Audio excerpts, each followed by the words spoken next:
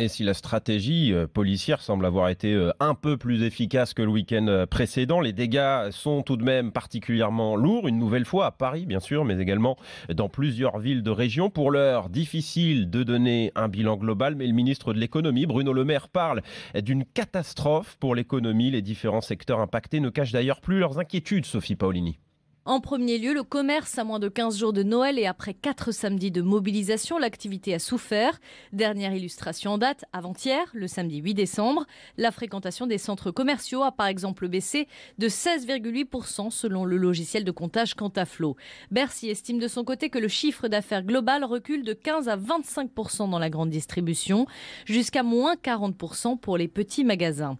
Le tourisme non plus n'est pas épargné avec un recul d'au moins 10% des réservations de fin d'année, chiffré par le Groupement national des chaînes hôtelières. Quelles que soient les mesures annoncées ce soir par Emmanuel Macron, en tout cas, le gouvernement sait qu'elles ne lui permettront pas de rester sous les 3% de déficit budgétaire l'an prochain. Un dérapage déjà acté par Bruxelles. Et je vous le disais, à Paris, les dégâts seraient encore plus importants que ceux du 1er décembre dernier, selon la mairie, car ils ont été commis sur un périmètre plus vaste.